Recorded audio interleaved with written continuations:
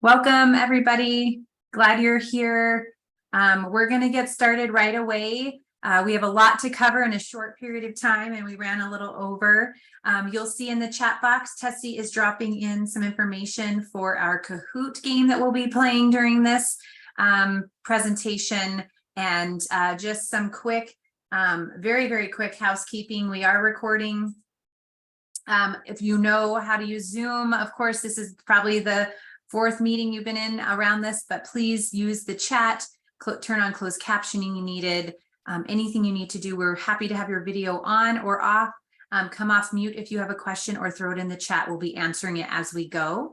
If you need a certificate, please change your name under participants, as we've been asking you to do in all the other sessions. So this should be, you should be well practiced at it.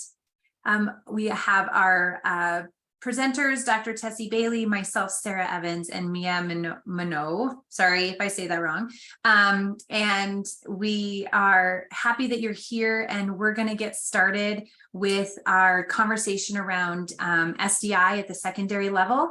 We had some great conversations in our last session, so we're hoping that you guys interact with us, ask your questions, and join in. Today, our goal is to explain what SDI looks like and does not look like at the secondary level, model strategies that can be used to design and deliver SDI at the secondary level, and then, of course, share out some of the resources that we have and other national centers have around providing high quality SDI for students. We start off talking about, especially at the secondary level, our students that are identified with a disability really are viewed at a much lower level than their typical developing peers, or peers that have the same struggles that have not been identified. The expectations that we have nationally through research have shown we have lowered what we expect for our students with disabilities.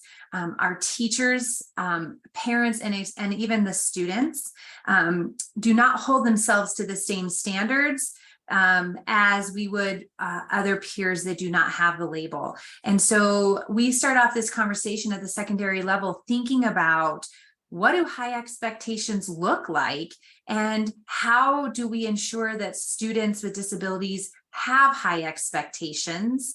And how do we help our families and our special ed, general education teachers, paraprofessionals, administrators hold our students with disabilities to the same expectations as every other student? So we're going to show a video here of a story from a classroom of a gentleman named Billy Pickens and his experience with having a teacher change their expectations of him in high school.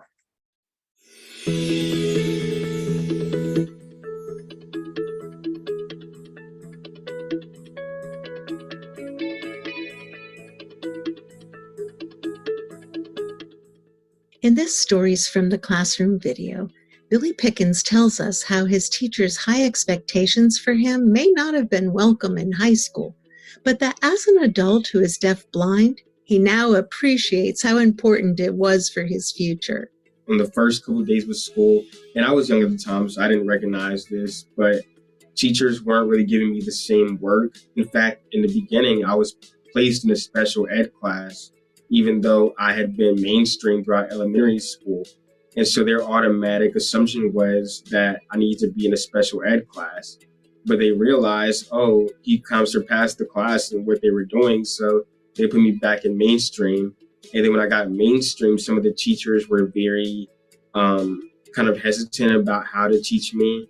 And so I definitely felt like at the time I was kind of not thinking much of it because they weren't really giving me work, and I guess I was fine with that because I was 12 and I didn't want work. But I think that later on I realized that there was a lot of under expectation, a lot of just wanting to pass me up and not really treat me the same way as my sighted peers.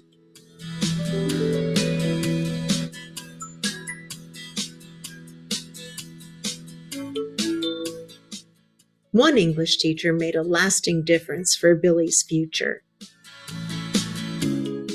He called a meeting and he was like, your writing is really good. And he was like, why are you in standard? You should be in honors with this kind of writing. And I said, well, I don't want to do the homework.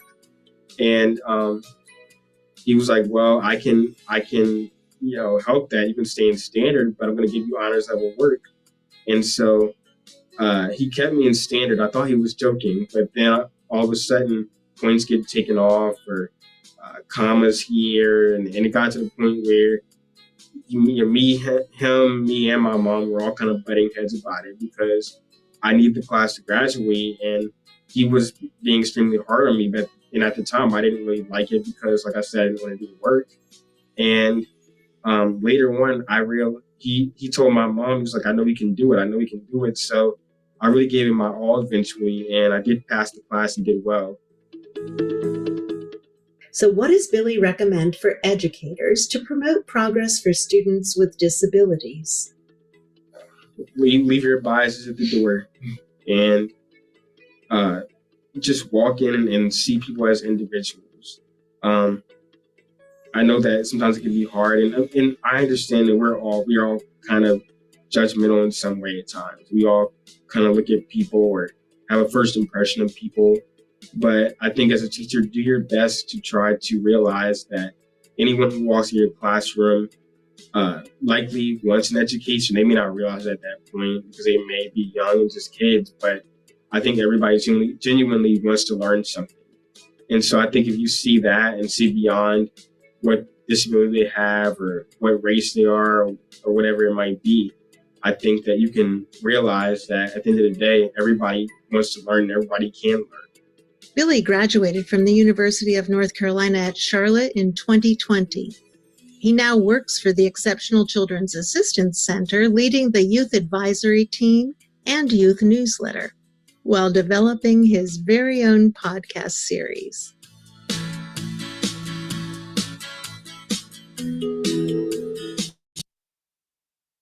We shared that video today because it highlights the expectations that Billy had of himself, his parent, his mom, and how she had lower expectations and didn't realize that. And that this one teacher, an English teacher for him, had a pivotal role in seeing past Billy's disability to the abilities that he had and how he did not want them to be hold him back. And he knew he was a great writer and he could see that in his work. And oftentimes we walk into those situations and the first thing we see is the disability. And I think we spoke a lot about that in the first session on belonging, and heard from several different people how that changed their course of their trajectory because a pivotal person raised the expectations, or they raised the expectations of themselves. So we know that most students with disabilities, when given the appropriate services and aids, can academically and functionally have the same outcomes as their non-disabled peers. It really just boils down to their opportunities and the expectations that we all hold. And we bring this up because at a secondary level, these students are likely have been in special education for multiple years. They have a perception of themselves. Teachers have perceptions of them, families do. And it's critical at that secondary level to ensure those positive post-secondary outcomes that we work really hard to establish those high expectations. I'm going to be passing this over to Tessie to take over, but in the chat box, she has included a Kahoot link. So if you want to get on while she's talking, so you're ready to go when she brings up the first activity, I highly recommend it. If you need help, Mia and I are also here to help with that. Tessie. All right. And I have to say, when you do the Kahoot, you can put in any name, and somebody has the greatest name, and it's Hilly Vanilli. So kudos to whoever has that one. So thank you all for coming. I'll just start out by saying I have two kids who are in secondary settings. I have a 7th grader and a 10th grader who started school today. And both of them have have disabilities, and really sort of navigating this experience of secondary education has been, I think, eye-opening for one, but it's allowed us to really sort of understand what are the contexts that people are working against, and how do we leverage that context to do it. I will also say that here at the Progress Center over the last 3 years, we have conducted thought leader summits specifically around service delivery and secondary education, as well as an educator focus groups, in which we interviewed educators across the country around how they were providing those services, and currently have several educator in residence who are sort of tackling some of the challenges that have come up with that. So if you're interested in being part of that, keep in touch with us, because we will be bringing our next cohort of educators in residence soon. I shared this slide in my previous sessions, and I think it's really important to bring us back to where we all need to start, right? It's easy to say, oh, that's the new shiny thing and we're going to move forward. But there are some core things that need to occur for students with disabilities to access and benefit from school. And Sarah mentioned, really the biggest one is maintaining high expectations, is really believing that students, despite the presence of a disability, can have similar outcomes and opportunities as their peers without disabilities. And it sort of leads into this number 2, which is being able to articulate what we want to happen. And one of the things that we've seen in a secondary setting is the outcome of interest, not surprisingly, is often the diploma. And that we think about, how do we construct this IEP so they get the diploma, right? How do we set up their course schedule so they get the diploma? And a little bit of, tips is sometimes the diploma is not enough to be able to have similar competitive employment, or to be able to access and be successful in a secondary setting. So when we think about what do we want the student to be able to do, we need to be thinking more from the bigger picture. And that's why IDEA includes the transition plan, is now we're thinking about those bigger post-secondary goals that are, I want the individual to be competitively employed. I want them to be able to have healthy relationships, to function independently, be able to be successful in school. That's what really should be guiding the design and delivery of the IEP within the secondary setting. In order for us to do that very well, we have to really know the student and their circumstances. So both in the present levels and in your transition plan, you're really sort of understanding where is the student at compared to where they want to be, right?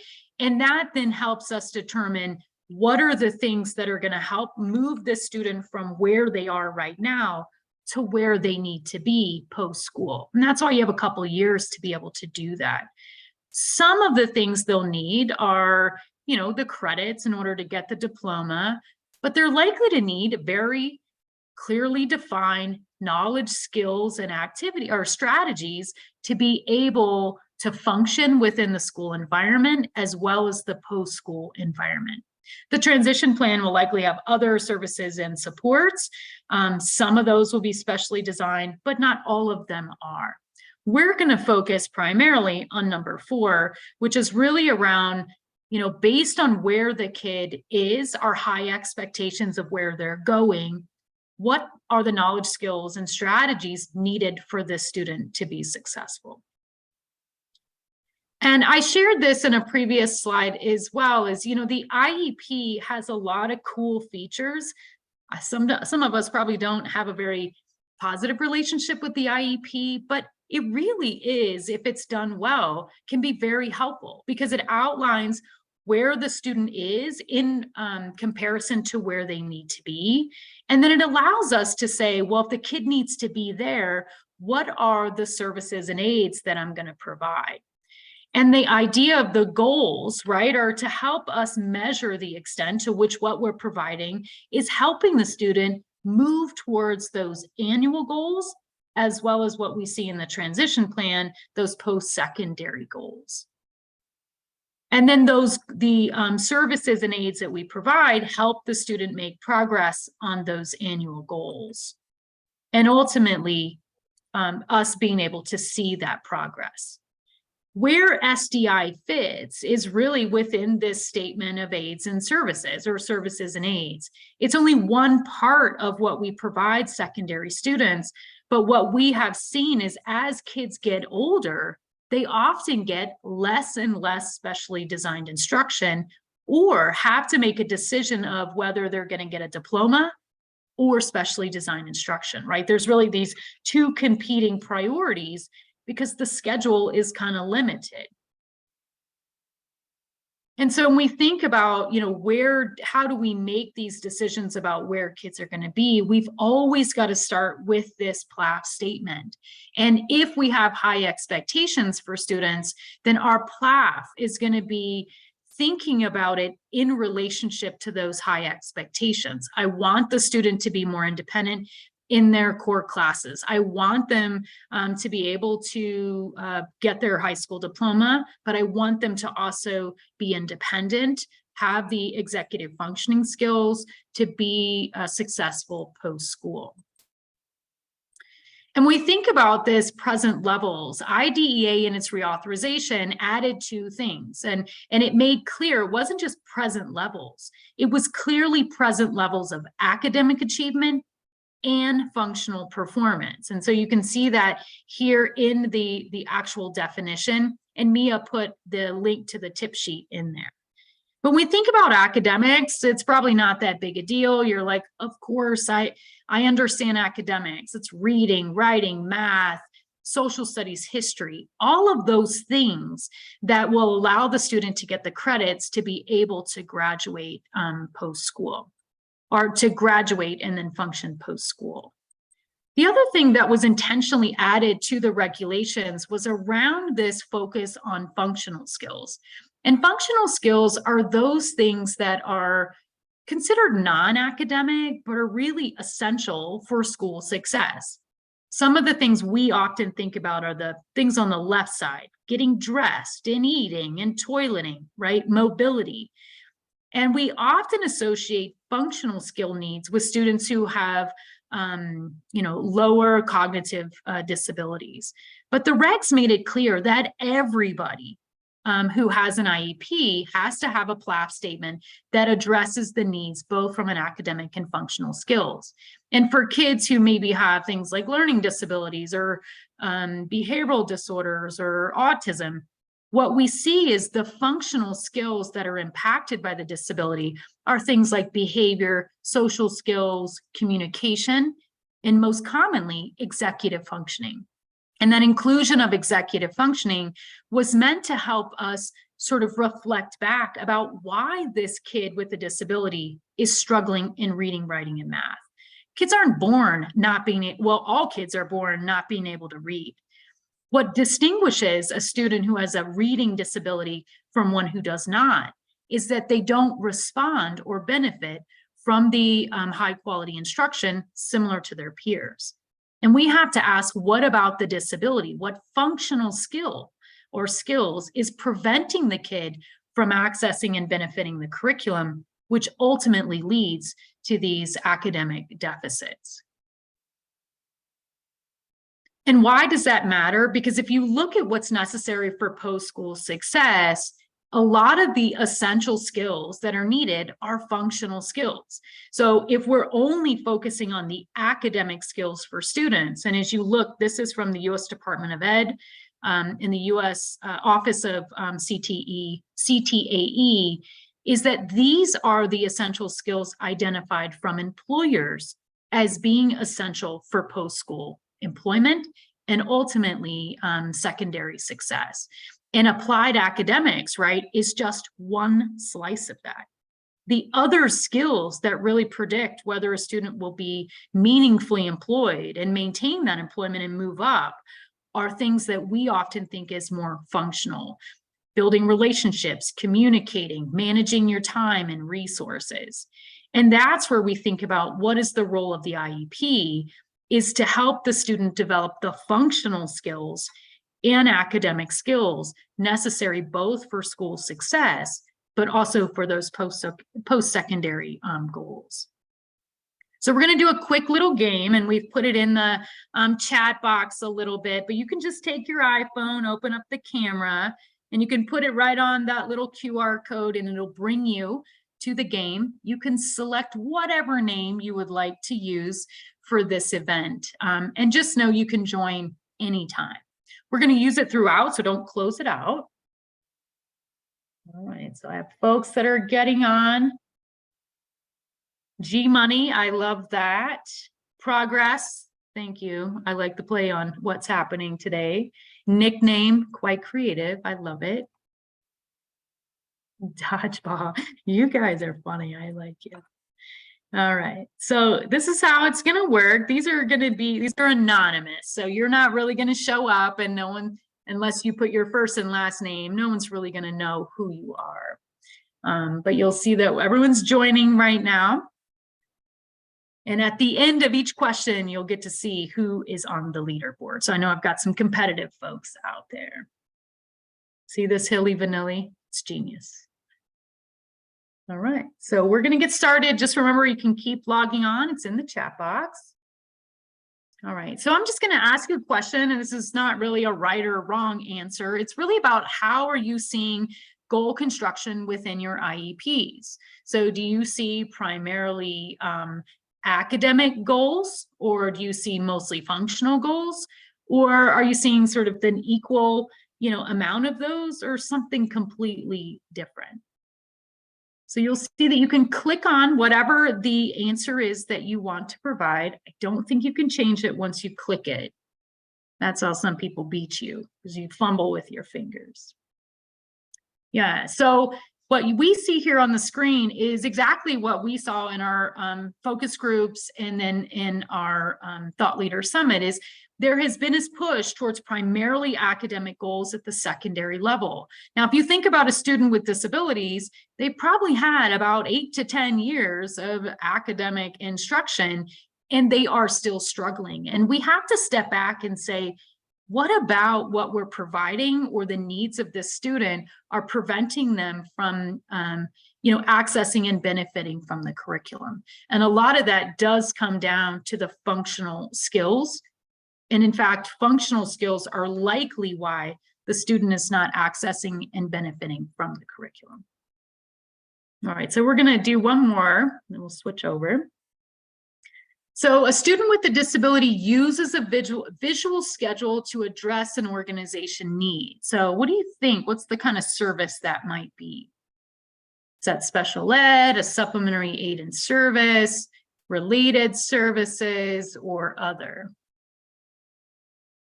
I can see that related is spelled wrong, so I'll fix that. Yeah, so a supplementary aid and service. And we put this question here because when we look at the services that kids in secondary settings are primarily getting, is they tend to be more on the supplementary aid and service side, meaning they're getting those supports in the general education more so they can manage themselves within the class and ultimately come up with the credits. And it competes, right, with this ability to provide SDI that's necessary for the student to develop the skills necessary to address the organizational deficit, right? So when we think about students with disabilities, we can't just manage or accommodate the functional needs that the student has. We need to figure out how to balance that out with the SDI to develop the skills so the kid can be independent. All right, we're going to move back to the other side. And so when we think about, our statement, and this is that balance between, appropriate levels of special education, it's the primary purpose of the IEP, but what we're finding in the secondary settings is that students are not getting the special education they need because they're combating against some challenges within the system. And that's really necessary because the whole purpose of the IEP is to make sure they're progressing towards those goals, right? And if we're only using goals that are standards, then really we've lowered the expectations, is that we've said, you don't have to do all the standards, just these standards. In reality, what we're trying to do is develop the skills necessary for the kid to access all the relevant standards. So some barriers that we found in our work, obviously the master school schedule is always challenging. You're competing against credit bearing courses. And there's this fear of pulling the kid in any way to provide SDI so that they can be able to progress. And it really is this happy balance that if a general ed and special ed teacher are collaborating well, they can utilize that core class for both providing the necessary SDI while the student is simultaneously accessing and benefiting from the curriculum. The competing priorities is always an issue. Our capacity to manage service delivery, especially with teacher shortages. And that sort of led to things like co-teaching or these alternative groupings of students that have undermined our ability to provide specially designed instruction for individual students. The other thing is the lack of clarity about who's responsible. I think sometimes we hear people say, oh, well, gen ed can do that because it's about the standards.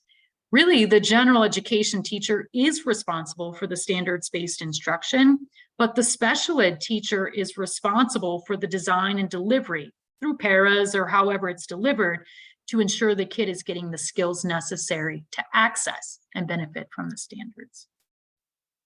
And I think this other thing is this imbalance between over accommodating for students and really focusing on the provision of specially designed instruction. So what we often think about and what sometimes overrides our SDI is the provision of supplementary aids and services. These are essential for students to be able to access and benefit from the core classes that are required for graduation.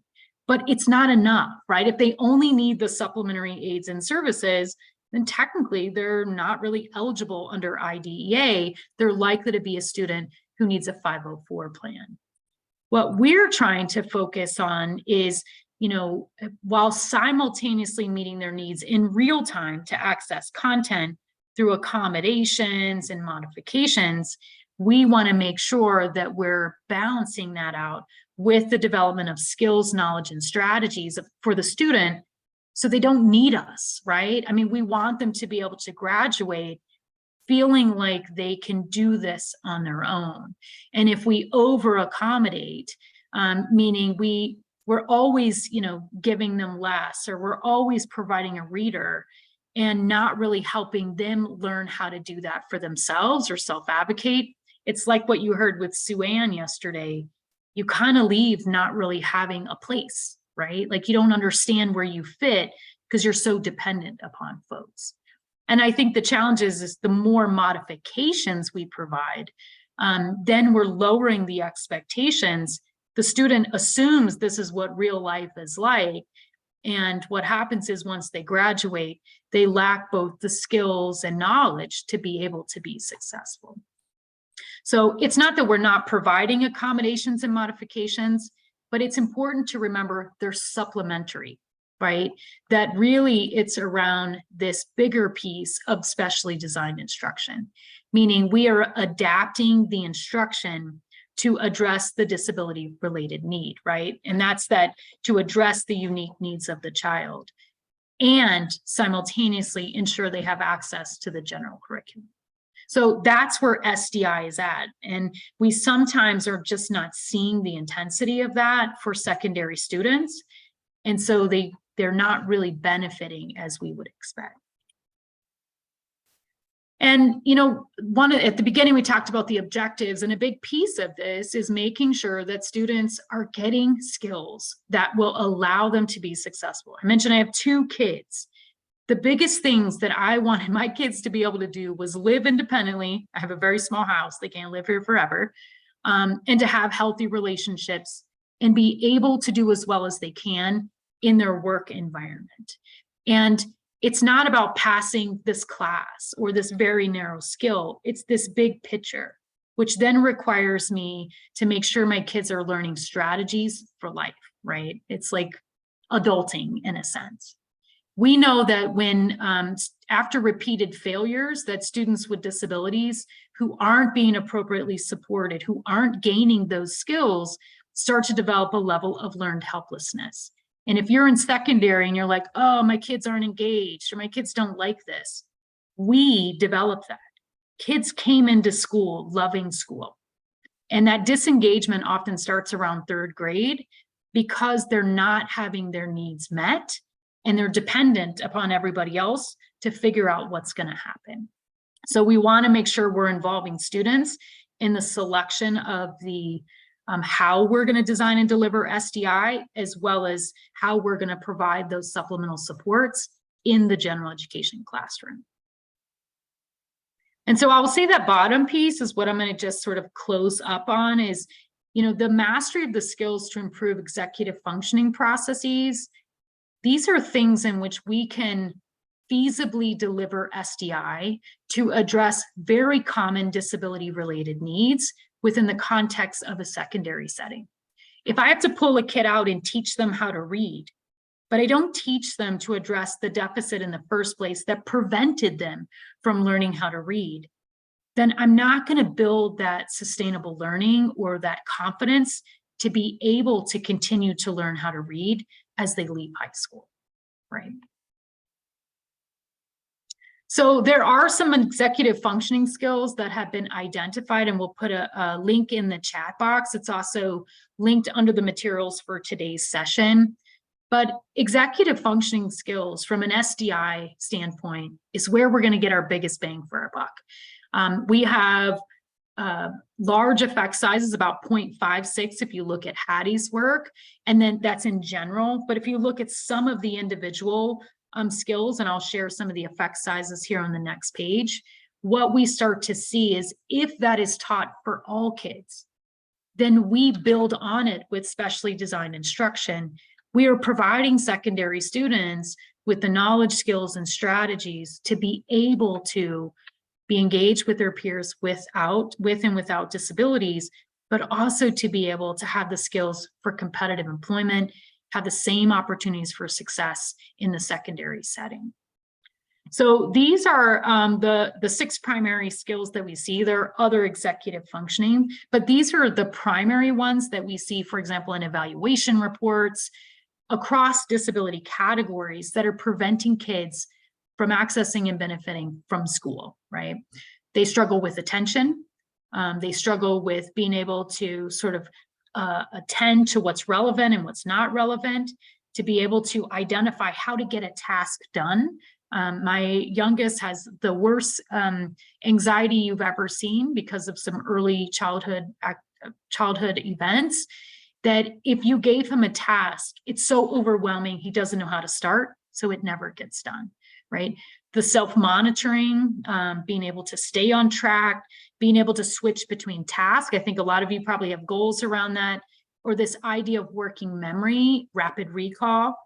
All of these things are essential for reading, for math, for engaging in appropriate behavior, right? They're sort of the prerequisites. And so when we think about how we design our SDI in the secondary level, we can't just do reading, right? We can't just teach math.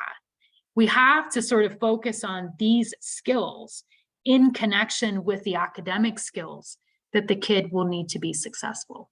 Otherwise, they're just learning the strategies outside of context and they won't be able to use them. So some areas in which we've seen large effect size for the delivery of SDI in secondary settings, as well as elementary. And to be honest, if you started in elementary, you're going to set the kid up for the greatest level of success. But assuming you're just coming in as a secondary level teacher, these are the skills that we think about the SDI needs, whether it's a content adaptation, we're going to teach them specific strategies. It's a methodology. We're going to teach them through guided practice, through explicit instruction or technology, right? Or the way we deliver it. And I think that last piece of the way we deliver it is sometimes where we may fall short. So if I'm teaching kids a strategy through SDI as part of the IEP, it doesn't do any good if I do it on my own and hope the kid transfers. Because you will notice there's actually this transfer strategies. We have to explicitly teach kids that. That can be part of our specially designed instruction. That collaboration with general ed and special ed So special ed is teaching the specially designed instruction on the strategies, then working in a collaborative way with the general ed teacher to teach transfer strategies so the kid can generalize that skill to the general classroom. That's the ultimate way in which the kid is still in the classroom getting their credit-bearing courses, but they're getting their specially designed needs met through this collaboration of general ed and special ed. And I think, you know, as a parent, I would hope that all kids are getting access to these skills. It would ensure our workforce coming out is much more resilient and effective. But for kids with disabilities, they need this platform, these opportunities to access and get feedback on these skills that are being taught as part of that specially designed instruction. Yeah, so cognitive task analysis. So somebody asked about that. This is really breaking down a task in a way that we can manageably do it, right? And I think task analysis has been a huge part of special ed success for more than 40 years, but it's to take, let's say, writing a paper or being able to silly things, right? Like some kids have very severe challenges in trying to introduce themselves or engage in a party. We can break those tasks down and focus on each of the steps, which makes it more manageable. And we can teach kids to do the same thing so that they can address those similar complex cognitive activities in the future. So I hope that helps. Thank you, Tessie, for sharing. I'm going to turn off my screen because we're going to bring a panel up of 2 educators in residence at the Progress Center. We are lucky here at Progress Center to have 43 educators in residence across 23 states. Both of my educators that are here today are part of that. Denise has been with us for 2 years and Jessica's been with us this year. They are both sitting on the middle school, high school small group where they are working through some of these pieces of research and information that we have received from different findings that we've had. And we are, they're building materials and resources for the field that we will then turn out after some time of Q&A. So we're really excited about the work that they're doing, and they were willing to come here today and share some of what they're experiencing in the field. But before we do that, I'm going to give them an opportunity to introduce themselves and share just a tiny bit about their background and their experiences with secondary services and SDI specifically. Denise, do you want to start? Sure. My name is Denise Griffin, and I am starting my 30th year in special education. I've spent the last 27 years working with high school students with severe and profound multiple disabilities. So limited time in the gen ed classroom, but we do have electives. Now I'm working in a small rural area with 6th to 12th grade, and then we'll also have a transition program. Thank you. And Jessica, do you want to introduce yourself? Sure. My name is Dr. Jessica Learson, and I am the coordinator for exceptional learning for Colleton County School District here in Walterboro, South Carolina. I am coming into my 16th year of education. I have taught my entire career in high school. I have ranged in self-contained classrooms, and then I also spent some time while I was teaching in Arizona, co-teaching. I currently work with teachers. I am a mentor and a coach, and now I work at the district level, overseeing compliance and implementation. Thank you. So our goal today with this panel is to highlight some of the work that's happening. We know there's a lot of barriers. We addressed those at the beginning of the presentation. Tessie did a nice job talking us through some of the barriers that we found through our focus groups. But we want to talk about some success stories and how practitioners in the field are currently trying to address this at some of those barriers at the school level. So I'm going to start with Denise and asking her a question. Can you tell us how you have worked to support general education teachers as you've incorporated your lower incident population into the general education setting? What types of supports do you have? What have you put in place to allow that to be a successful experience, both for the student and the general education teacher? Oh, you're muted. I keep doing that. I No think problem. first and foremost is just communication, positive communication. Highlight what the students can do, not just their disabilities, and maybe even highlight what the teachers are already doing that might help that student in their classroom. I know you've said that before. If a teacher, a good teacher already does some of those executive functional skills. And so if you can show them that that's what the child needs, it'll make it a lot smoother. And time for collaboration so that you know what you need to do for the student and they know what they need to do for the student, and the student knows what to do.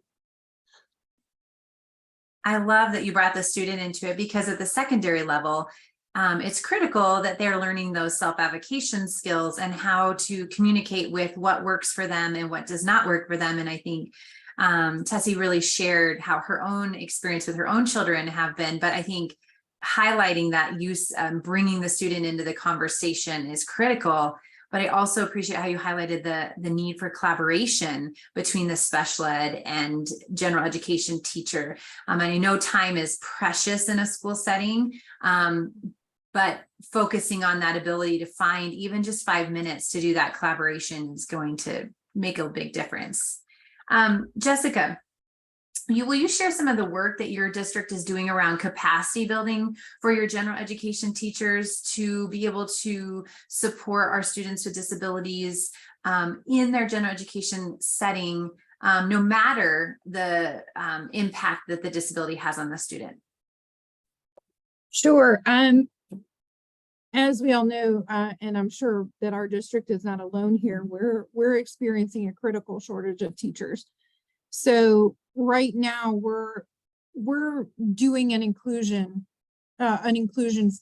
first initiative with our teachers and working more on inclusive learning strategies in our classroom, and really focusing on, and I didn't talk about this in the last setting, but I am going to in this one, the fact that inclusion and these types of inclusive learning strategies are not specially designed learning, and really helping our teachers understand that accommodations and inclusive learning strategies that they provide in class may be great for all students. They may be useful for all students.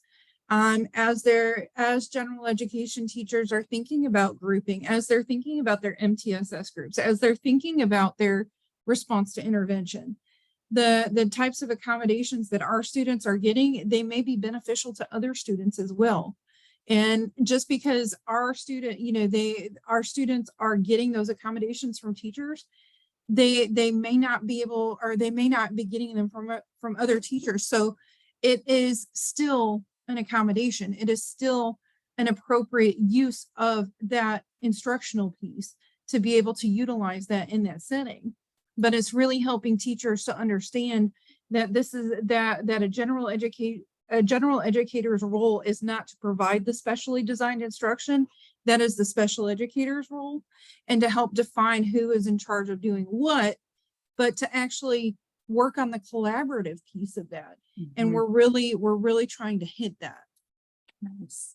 That's really awesome to hear that your district has that focus on an inclusion mindset. And you shared in the earlier session that you did a presentation yesterday with all your general education teachers, and you addressed the fears. Would you just touch on that? Because I thought that was powerful, kind of having that monkey in the room, elephant in the room conversation, and what that did for opening up the minds and the doors for your general education teachers. Sure. We're doing our back to school teacher PDs this week, and one of the professional developments that I did was really talking with teachers that are going to be, I don't want to say responsible for it, but teachers that are going to be implementing our inclusive learning strategies this year. And really, like you said, addressing the monkey in the room. You know, what are your fears and what are the well buts? Mhm. When you think about this, what are some things that immediately come to mind and you're like, well, but this is not going to happen. Well, but what about this? And we wrote them all down. And as we did that, we really addressed the challenges and then how to overcome them. What are some things that we can do to overcome them? And as they started going through and thinking about it, they really started thinking and they really started seeing that a lot of their well buts were fears about having students in their class that they had never taught before, that they had that implementing strategies that they were unsure about, that they were really unsure about how they could utilize grouping strategies. So really what it came down to is a lot of these teachers were asking them to do new things. And a lot of it came down to fear of change and fear of something new. So we were able to show how these strategies could be incorporated into their existing learning or into their existing teaching styles and into their existing teaching plans. But we're just asking them to do something that's just good teaching. Yes.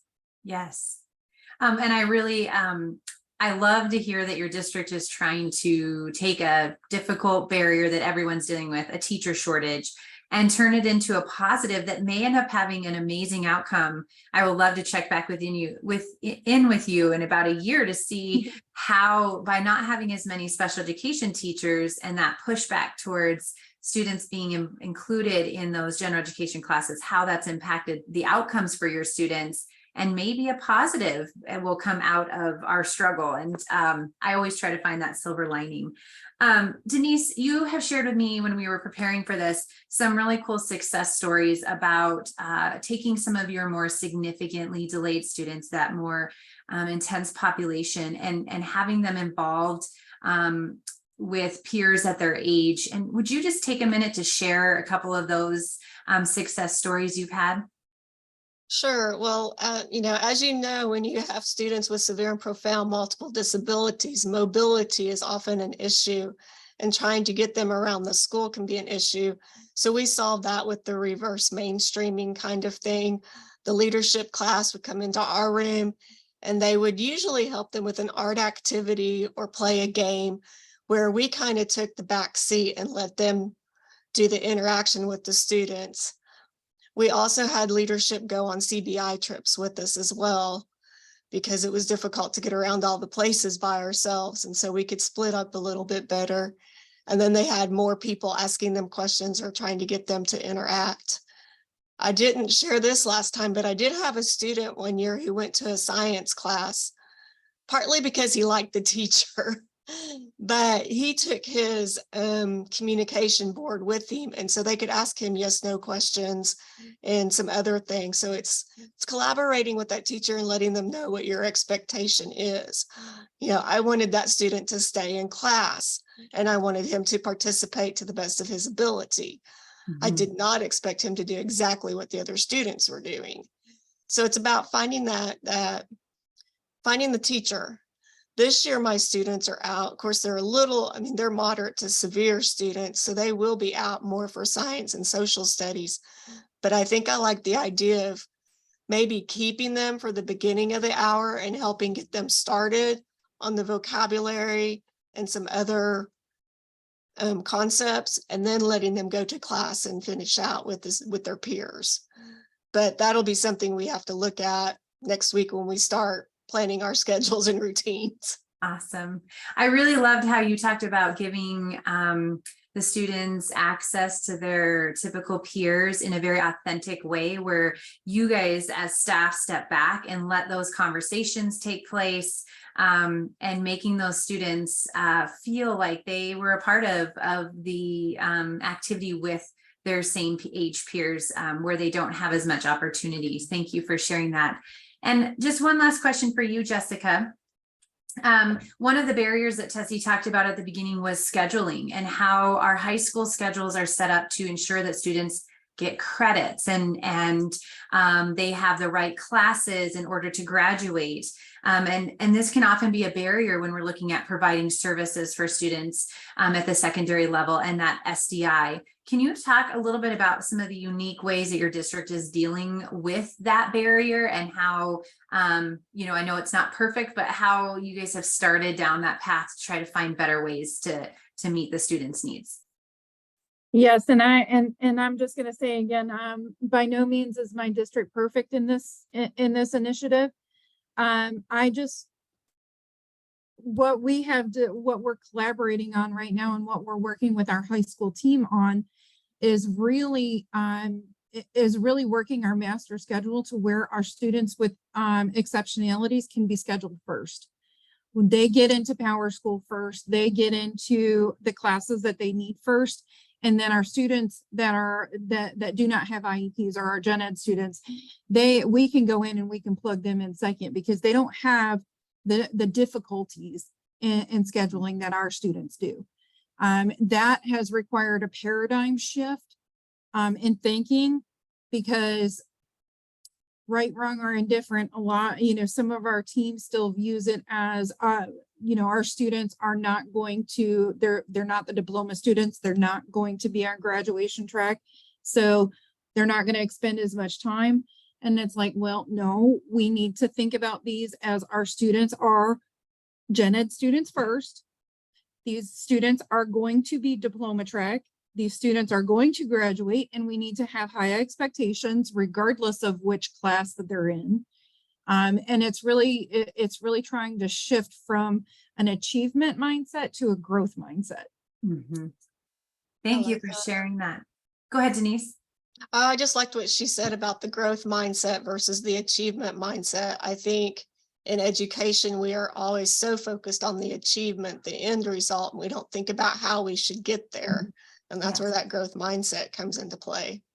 Very much. I appreciate you sharing that. And I appreciate you guys recognizing that there's barriers and that you're not perfect, and your districts are not, I don't mean you, the districts are not perfect in what they're trying to do, but they're starting to really try to address the needs. We see them, and we're trying to shift mindsets. And there's some great comments for you guys to look at in the chat when you're done.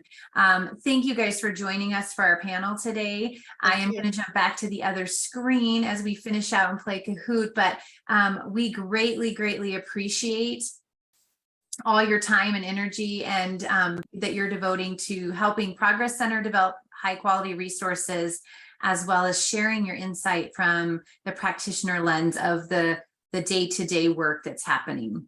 I'm going to turn it back over to Tessie, and she, who loves to play games, is going to bring up the Kahoot and get us going to kind of check your knowledge of what you've learned today from our panel and our presentation. Yeah, I just want to share, we do have a very close tie for first place. So this is really going to test your knowledge. And I also want to just say thank you to our presenters, because I think it highlights some of the context that we're coming into. We're not expecting rapid change.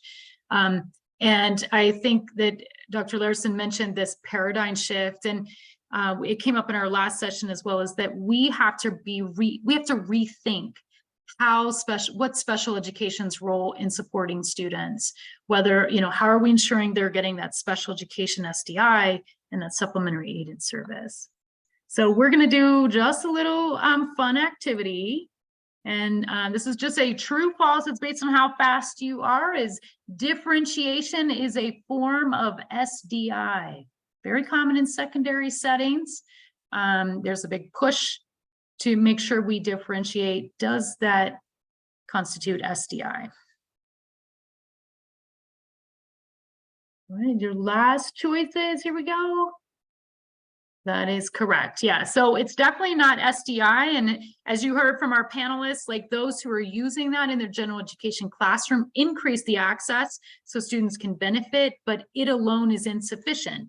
Because if it was sufficient, then the kid probably wouldn't have been found to have a need for special education. All right, let's see how we're moving. All right, here's our next one. Which of the following is not an example of a supplementary aid or service?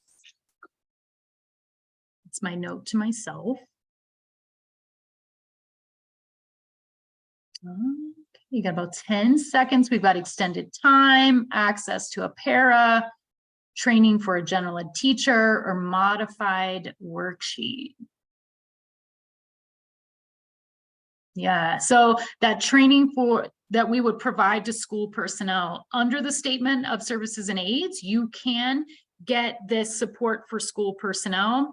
And as you heard in both in the chat and in the panel, is this shift, like it's feeling uncomfortable. Just know that if there are students with disabilities participating in those classes, there is available support that can be written into the IEP to help the general ed and special ed teacher work together to implement an individual student's IEP.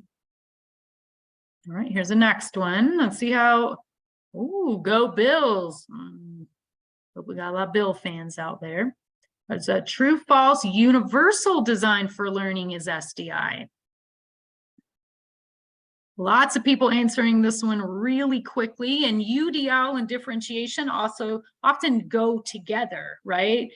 And so when we think about that universal design for learning, it's the design of the overall programming that we're providing.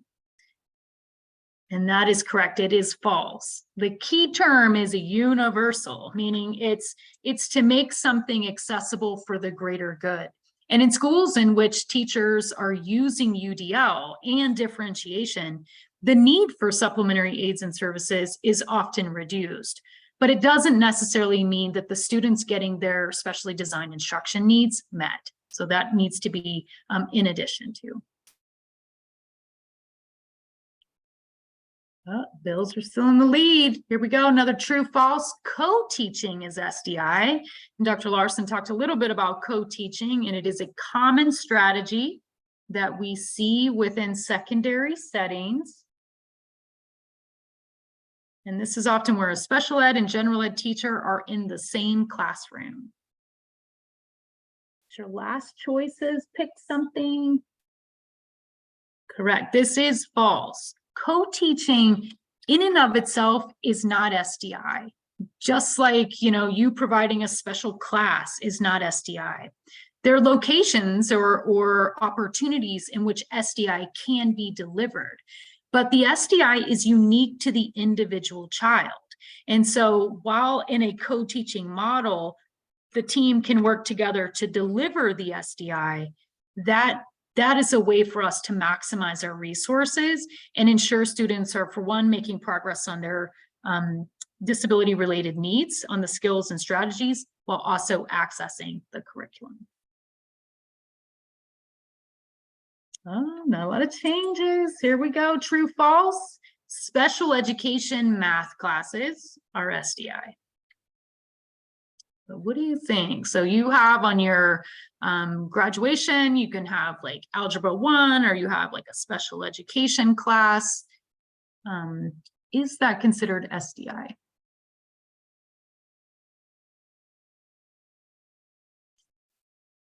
Oh, a little bit of not so sure. It definitely is false. And that's because, similar to the co-teaching model, that opens up an opportunity for SDI, but in and of itself is not SDI.